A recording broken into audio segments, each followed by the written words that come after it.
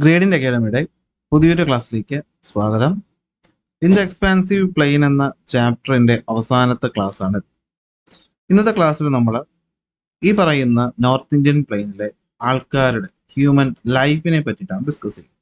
എന്ന് വെച്ചാൽ രണ്ട് കാര്യങ്ങളാണ് നമ്മൾ പഠിക്കുന്നത്. ഒന്ന്, നമ്മുടെ നോർത്ത് ഇന്ത്യൻ പ്ലെയിനിനെ ഇന്ത്യയിലെ ഇമ്പോർട്ടൻ്റ് ആയിട്ടുള്ള ഒരു ടോപ്പോഗ്രഫിയാക്കി മാറ്റുന്നതിൻ്റെ കാരണം എന്താണ്, അതുപോലെ തന്നെ നമ്മൾ ഈ പറയുന്ന നോർത്ത് ഇന്ത്യൻ പ്ലെയിനിലുള്ള ക്രോപ്പിംഗ് സീസണെ പറ്റിയിട്ടുമാണ് നമ്മൾ പഠിക്കാനായിട്ട് പോകുന്നത്. അപ്പോൾ നമുക്ക് ക്ലാസ് സ്റ്റാർട്ട് ചെയ്യാം. അപ്പോൾ അതിന് മുന്നായിട്ട് നിങ്ങൾക്ക് നോട്ട് വേണമെന്നുണ്ടെങ്കിൽ ടെലഗ്രാം ചാനൽ ലിങ്ക് താഴെ ഞാൻ കൊടുത്തിട്ടുണ്ട്. അതിൽ ജോയിൻ ചെയ്ത് കഴിഞ്ഞാൽ നിങ്ങൾക്ക് ഈ ചാപ്റ്ററിൻ്റെ കംപ്ലീറ്റ് നോട്ട് കിട്ടുന്നതായിരിക്കും. ഇനി അത് ഡൗൺലോഡ് ചെയ്യാൻ എന്തെങ്കിലും ബുദ്ധിമുട്ടുണ്ടെങ്കിൽ എന്ത് ചെയ്യുക, നമ്മുടെ നമ്പർ ഇവിടെ കൊടുത്തിട്ടുണ്ട്. അതിൽ നിങ്ങൾക്ക് വാട്സാപ്പിലോ ടെലഗ്രാമിലോ മെസ്സേജ് അയക്കാം. ഞാൻ അതിൽ എന്ത് ചെയ്യും, നോട്ട് അയച്ചു തരുന്നതായിരിക്കും. ഓക്കെ, എന്തെങ്കിലും സജഷൻസ് ഒക്കെ ഉണ്ടെങ്കിൽ അത് കമൻറ്റിൻ്റെ കൂടെ രേഖപ്പെടുത്തുക. ഓക്കെ, പിന്നെ സബ്സ്ക്രൈബ് ചെയ്തിട്ടില്ലെങ്കിൽ ചാനലോട് ഒന്ന് സബ്സ്ക്രൈബ് കൂടെ ചെയ്യണം എന്ന് താഴ്മയായി അഭ്യർത്ഥിക്കുന്നു. നേരെ സ്റ്റാർട്ട് ചെയ്യാം. ഹ്യൂമൻ ലൈഫ് നോക്കാം. നമ്മുടെ ഇന്ത്യയുടെ മൊത്തം പോപ്പുലേഷൻ എടുത്താൽ അതിൻ്റെ പകുതിയോളം താമസിക്കുന്നത് ഈ പറയുന്ന നോർത്ത് ഇന്ത്യൻ പ്ലെയിനിലാണ്. എന്നാൽ നമ്മുടെ മൊത്തം ഏരിയ എന്ന് പറയുന്നത് ഇപ്പോൾ ഈ പറയുന്ന നോർത്ത് ഇന്ത്യൻ പ്ലെയിനിൻ്റെ ഏരിയ എന്ന് പറയുന്നത് മൊത്തം ഇന്ത്യയുടെ 4/1 മാത്രമേ ഉള്ളൂ. എന്നിട്ട് പോലും അവിടെയാണ് ഏറ്റവും കൂടുതൽ, അല്ലെങ്കിൽ പകുതിയോളം പോപ്പുലേഷൻ താമസിക്കുന്നത്.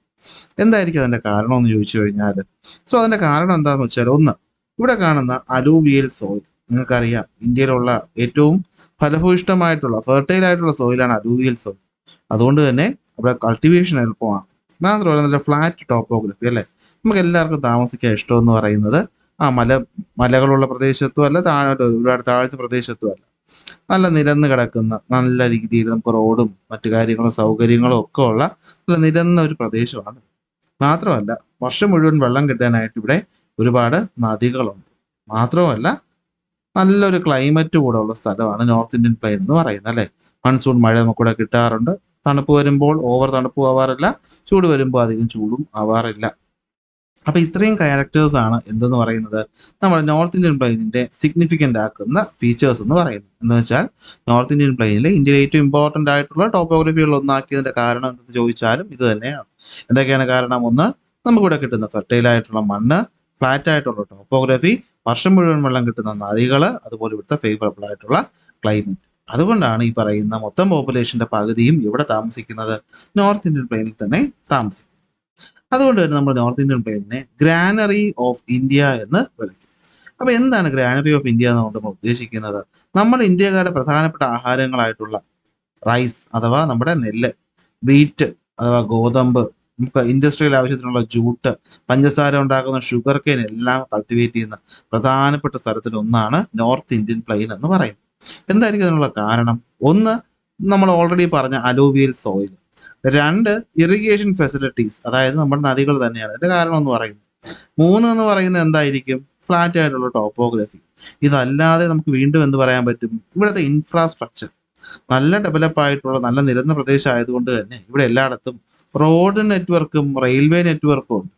അപ്പോൾ കൃഷി ചെയ്യാനും കൃഷി ചെയ്യുന്ന സാധനങ്ങൾ സമയത്തിന് തന്നെ മാർക്കറ്റിലേക്ക് എത്തിക്കാനും ഒക്കെ ഇവിടെ പോസിബിൾ ആയതുകൊണ്ട് തന്നെ കൃഷി നല്ല രീതിയിൽ ഡെവലപ്പ് ആയിട്ടുള്ള ഒരു സ്ഥലമാണ് എന്തെന്ന് പറയുന്നത് ഈ പറയുന്ന നോർത്ത് ഇന്ത്യൻ പ്ലെയിൻ എന്ന് പറയുന്നത്.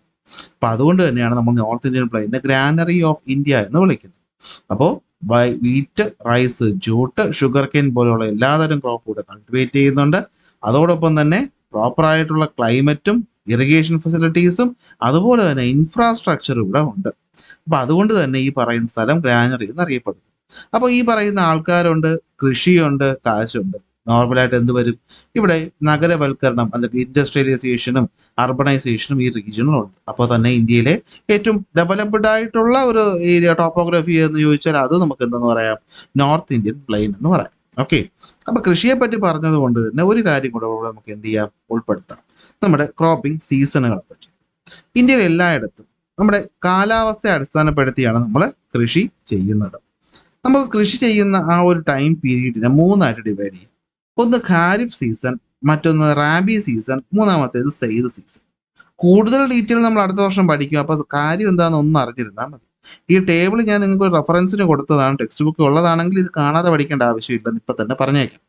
അപ്പോൾ എന്താണ് ഖാരിഫ്, റാബി, സെയ്ദ് സീസണുകൾ എന്ന് നമ്മൾ ഉദ്ദേശിക്കുന്നത്? ഓക്കെ, നമ്മുടെ മഴ തുടങ്ങുന്ന സൗത്ത് വെസ്റ്റ് മൺസൂൺ സീസൺ, നമ്മൾ ഓൾറെഡി ക്ലാസ്സിൽ വ്യക്തമായിട്ട് സീസണെ പറ്റി പറഞ്ഞതാണ് അല്ലേ. അപ്പോൾ ഈ പറയുന്ന സൗത്ത് വെസ്റ്റ് മൺസൂൺ സീസൺ, ആ മഴ തുടങ്ങുന്ന സമയത്ത് നമ്മൾ കൃഷി ചെയ്യുന്നതാണ് പ്രധാനമായിട്ടും റൈസും കോട്ടണും ജൂട്ടും ബജ്രയും തുറും പോലെയുള്ള, ഈ ബജ്ര തുറും നമുക്കറിയില്ല അല്ലെ, നോർത്ത് ഇന്ത്യൻ നമ്മുടെ എന്താണ് പൾസസ് പോലത്തെ സാധനങ്ങൾ. റൈസും കോട്ടണും അറിയാമല്ലോ. അപ്പോൾ കൾട്ടിവേറ്റ് ചെയ്യും. ആ ഒരു കാലഘട്ടത്തിനെയാണ് നമ്മൾ ഖാരിഫ് എന്ന് പറയുന്നത് അല്ലെ. ജൂൺ മാസം മുതൽ സെപ്റ്റംബർ മാസം വരെയാണ് കൾട്ടിവേഷൻ നടക്കുന്നത്. എന്നാൽ റാബി എന്ന് പറയുന്നത് കോൾഡ് സീസൺ തുടങ്ങുമ്പോൾ വരുന്നതാണ്. അതായത് ഒക്ടോബർ നവംബർ ഡിസംബർ ജനുവരി ഫെബ്രുവരി മാർച്ച് തണുപ്പ് കാലം. ആ സമയത്താണ് റാബി ക്രോപ്പുകൾ കൾട്ടിവേറ്റ് ചെയ്യുന്നത്. വീറ്റ്, ഗ്രാം, മസ്റ്റാർഡ്, ബാർലി പോലുള്ള വസ്തുക്കളാണ് അല്ലെങ്കിൽ മറ്റു ചെടികളാണ് എന്ത് ചെയ്യുന്നത് റാബി സീസണിൽ കൾട്ടിവേറ്റ് ചെയ്യുന്നത്.